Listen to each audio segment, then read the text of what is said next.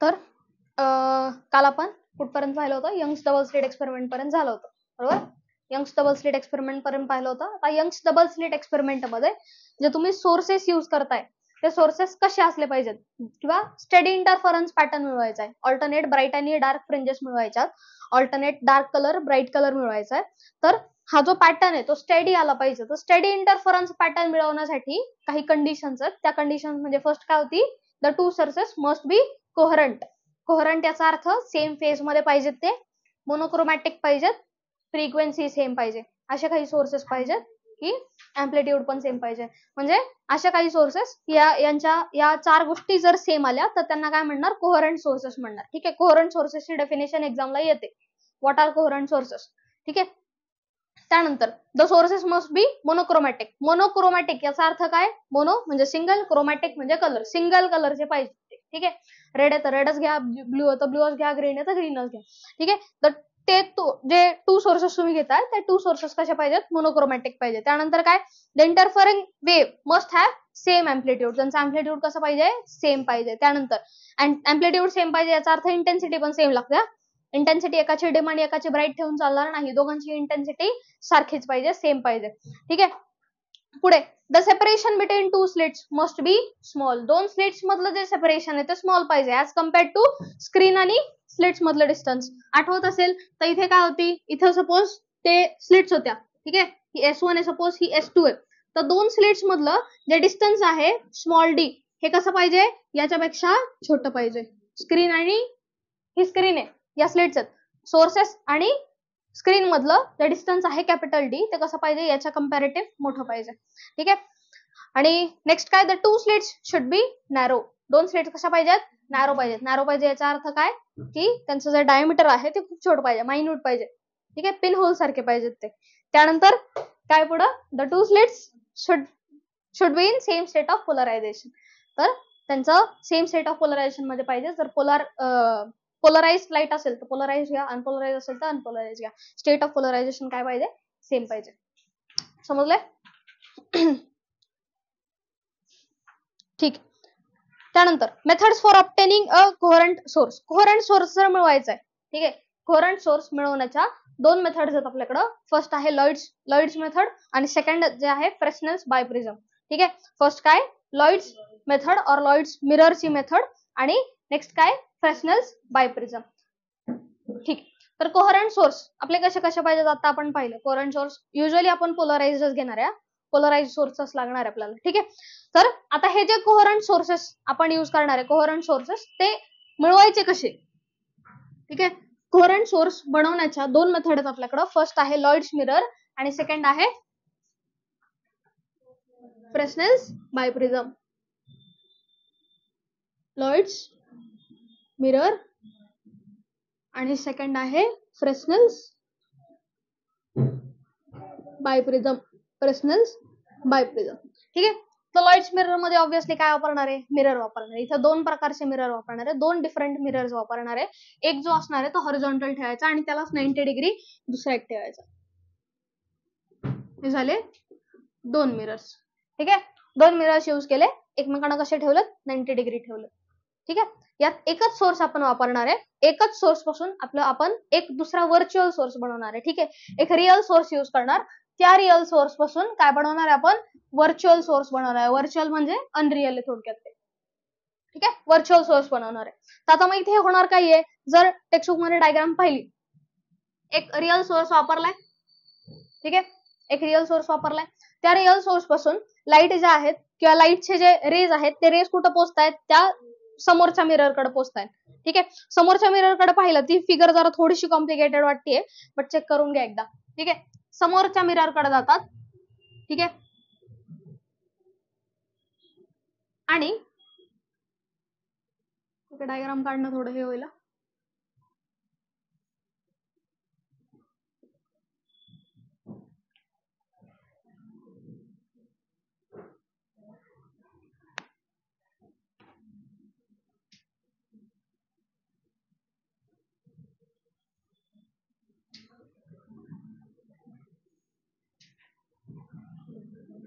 या रेस जिथे इंटरसेक्ट होतील, आता त्या नीट इंटरसेक्ट होत नाहीत. ठीक आहे, टेक्स्टबुक मध्ये डायग्राम बघून घ्या, टेक्स्टबुक डायग्राम काढायला थोडासा प्रॉब्लेम.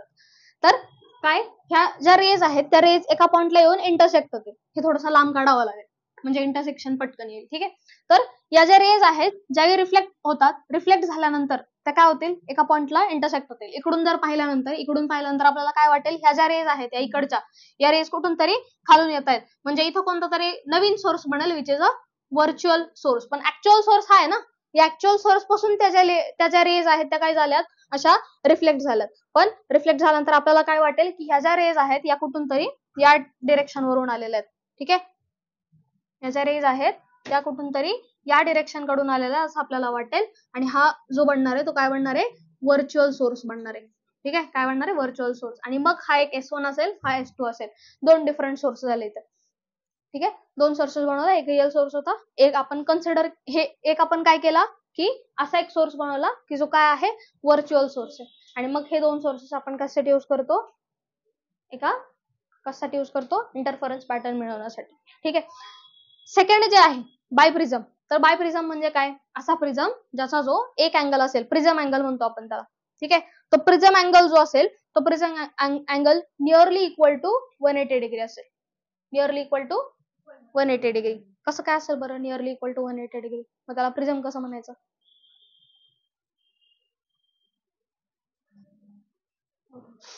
ठीक आहे, तर पहा, तर हा एकच अँगल 180 डिग्री. एकच अँगल 180 डिग्री कसा असेल, जर तुमच्याकडं हा जो ट्रायंगल आहे या ट्रायंगलच्या अख्ख्या याची ऍडिशन किती होते, 180 डिग्री होते.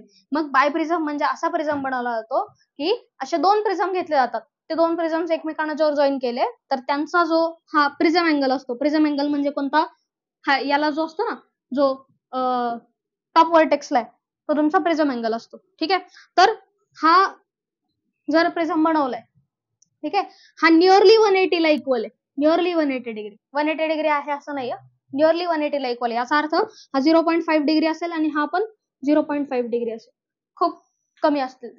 ठीक आहे, आणि हा कसा काय बनवला जातो की असे दोन प्रिझम्स एकत्र केले जातात की त्यांचा जो इथला अँगल आहे तो अँगल काय होईल, ऍडअप केल्यानंतर 180 डिग्री होईल, असा बायप्रिझम बनतो. ठीक आहे, बायप्रिझम म्हणजे काय, असा प्रिझम की ज्याचा जो तुमचा प्रिझम अँगल आहे तो प्रिझम कितीला इक्वल असेल, 180 डिग्रीला इक्वल असेल. ठीक आहे, समजलंय का, काय म्हणायचं त्याला, बायप्रिझम. बायप्रिझम म्हणजे असा प्रिझम ज्याचा जो व्हर्टेक्स किंवा प्रिझम अँगल असेल तो नियरली कोणाला इक्वल असेल, 180 डिग्रीला इक्वल असेल. समजलंय, बायप्रिझम. मग असा फ्रेस्नेल्सनी बायप्रिझम यूज केलाय. इथं कसं लॉइड्सनी मिरर यूज केलाय तसा फ्रेस्नेल्सने बायप्रिझम यूज केलाय. डायग्राम पाहून घ्या बरं, समजतीये का, डायग्राम पाहून घ्या, समजतीये का. हा बायप्रिझम आहे सपोज. ठीक आहे, तर इथे त्याने काय केलंय, एकच सोर्स यूज केलाय. इथे S1 सोर्स आहे, हा रिअल सोर्स आहे इथला, दिसतोय का, रिअल सोर्स सापडतोय का. त्या रिअल सोर्स पासून काय जात आहेत, रेज जात आहेत, बरोबर. त्या रेज या प्रिझमला जाऊन काय होणार आहेत, रिफ्रॅक्ट होणार आहेत, बरोबर. रिफ्रॅक्ट झाल्या, बरोबर आहे का डायग्राम. त्या काय झाल्या, रिफ्रॅक्ट झाल्या. रिफ्रॅक्ट झाल्यानंतर त्या कुठून आल्यासारख्या वाटतात, समोरून कुठून तरी आल्यासारख्या वाटतात. आणि मग यालाच काय म्हणणार, व्हर्च्युअल सोर्स S1 आणि याला काय म्हणणार, व्हर्च्युअल सोर्स S2. समजलंय का, की इकडून त्यावेळी आपण पाहतो त्यावेळी आपल्याला काय वाटतं की ह्या ज्या रेज आहेत त्या कुठून आल्यात, समोरून आलेल्या आहेत. ठीक आहे, आणि मग तो काय बनतो, तुमचा व्हर्च्युअल सोर्स बनतो. असे दोन सोर्सेस आपण बनवले using a single real source. एक सिंगल रिअल सोर्स आहे, त्या रिअल सोर्स पासून काय बनवले, दोन डिफरंट सोर्सेस बनवले. समजले, हा झाला काय, फ्रेस्नेल्स बायप्रिझम. काय झाला हा, फ्रेस्नेल्स बायप्रिझम. समजले का.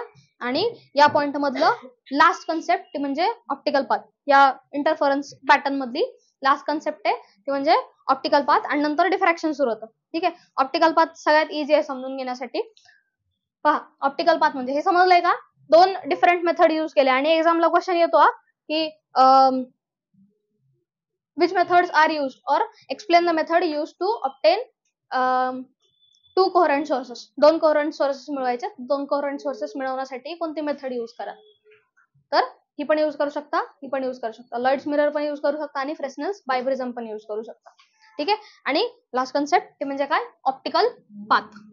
काय कन्सेप्टचं नाव, ऑप्टिकल पाथ. मला सांगा ऑप्टिकल म्हणजे, ऑप्टिकल म्हणजे ऑप्टिक्स म्हणजे काय असतं.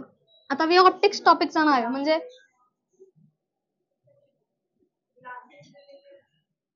ग्लासेस और लाईट रिलेटेड सगळ्या गोष्टी या ऑप्टिक्स मध्ये येतात. लाईट रिलेटेड सगळ्या गोष्टी या ऑप्टिक्स मध्ये येतील. चष्मा विष्मा काय नाही, ते ऑप्टिशियन नाव असतं, कारण आपल्याला काय पाहता येईल, जग पाहता येतं ना लाईट थ्रू. ठीक आहे, म्हणून त्याला येतात ना लेन्सेस पण येतात त्यात. ठीक आहे, पहा काय कन्सेप्ट, ऑप्टिकल पाथ.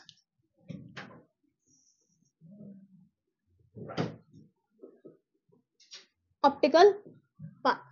ठीक आहे, आता दोन कंडिशन्स आपण हे करतोय, अज्युम करतोय, दोन कंडिशन्स आहेत. फर्स्ट कंडिशन मध्ये लाईट ही व्हॅक्युम थ्रू पास होती. ठीक आहे, आता ए पॉइंटची जे ए पॉइंटचा जो सोर्स आहे तिथून पास होणारी, तिथून निघणारी जी लाईट आहे ती लाईट फक्त व्हॅक्युम मधून पास होते.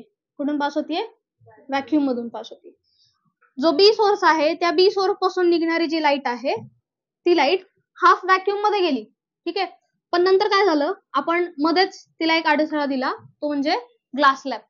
ठीक आहे, ग्लास लॅब मध्ये गेल्यानंतर काय होईल बरं, वेलॉसिटी कमी कमी की जास्त होईल, वेलॉसिटी कमी की जास्त होईल, वेलॉसिटी कमी होणार, बरोबर.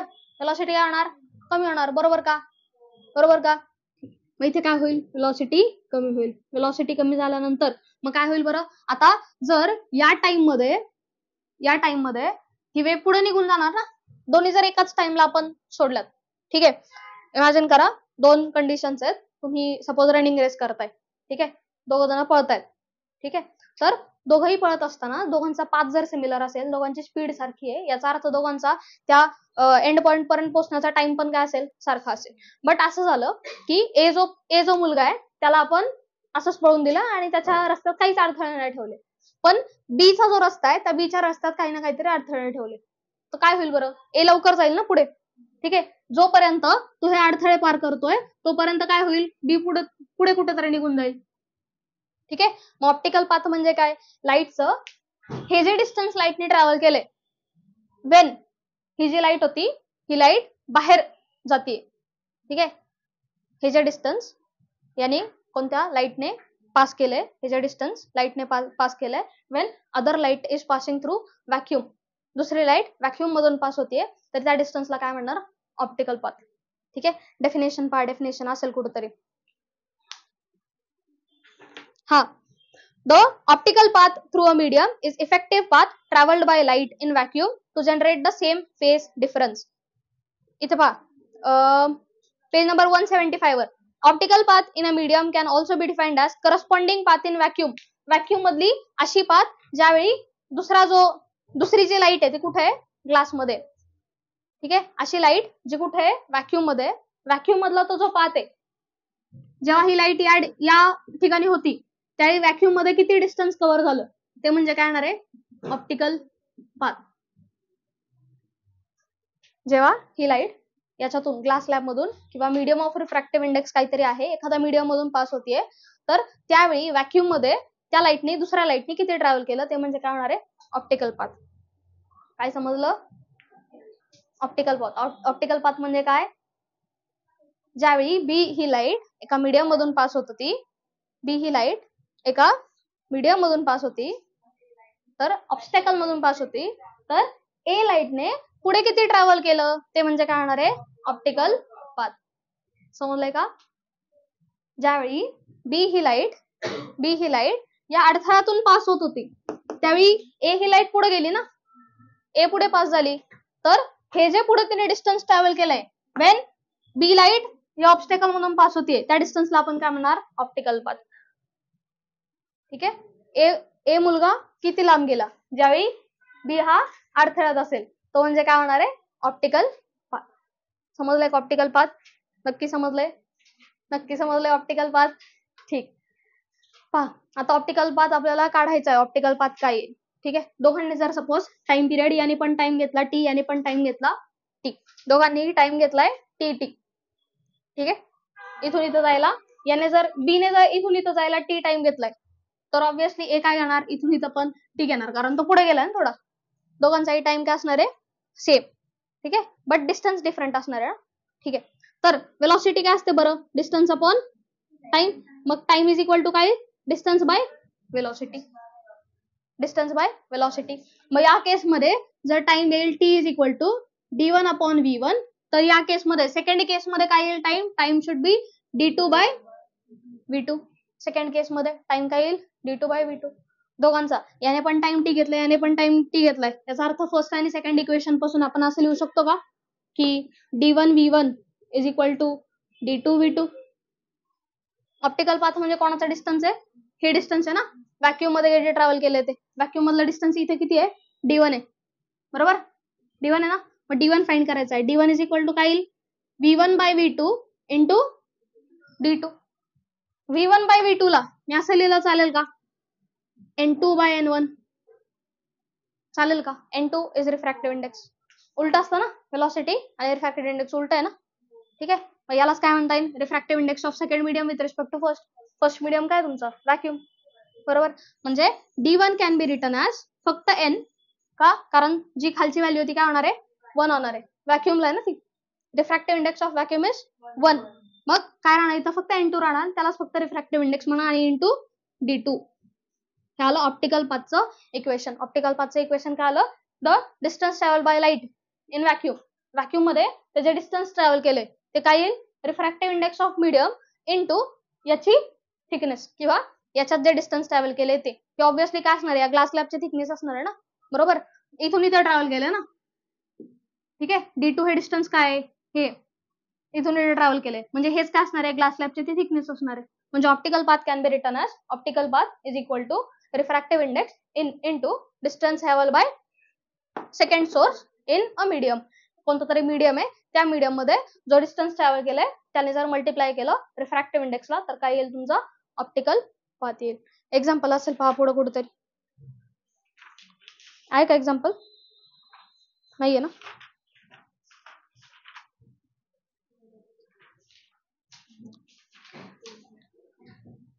ठीक आहे पहा एक्झाम्पल. 14th एक्झाम्पल पहा, क्वेश्चन 2 चा 14th एक्झाम्पल, पेज नंबर 184.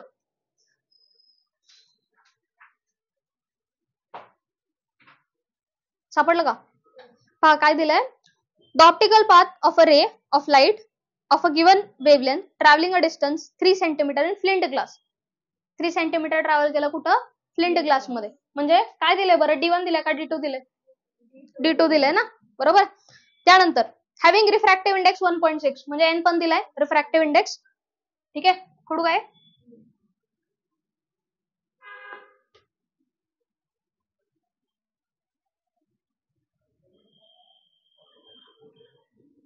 ठीक सांगा काय दिलंय. पहिलं d2 गिवन आहे, किती दिलाय 3 सेंटीमीटर. रिफ्रॅक्टिव्ह इंडेक्स दिलेला आहे किती, 1.6. ठीक आहे, रिफ्रॅक्टिव्ह इंडेक्स दिलाय. Is same the optical path. Optical path काय सांगितलंय, याची जी येणार आहे ऑप्टिकल पाथ, यांच्या दोघांची जी ऑप्टिकल पाथ येणार आहे ती कोणाला सेम आहे, पहा, is same as that on travelling a distance x through a medium having refractive index 1.25. आता दुसरा मीडियम आहे, त्या दुसऱ्या मीडियम मध्ये जो डिस्टन्स आहे, डिस्टन्स ट्रॅव्हल केलेला त्याला पण d'2 म्हणूयात आपण.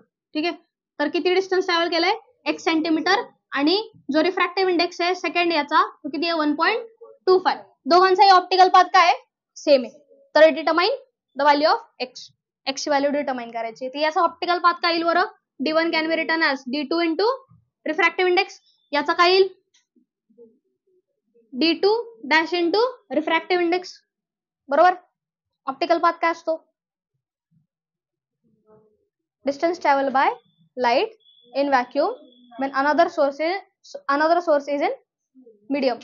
दुसरा सोर्स ज्यावेळी मीडियम मध्ये असेल त्यावेळी पहिल्या लाईटने व्हॅक्यूम मध्ये किती डिस्टन्स कव्हर केलं, त्याचा फॉर्म्युला हा झाला. d1 can be written as d2 into n, आणि d1 dash can be written as d2 into n dash.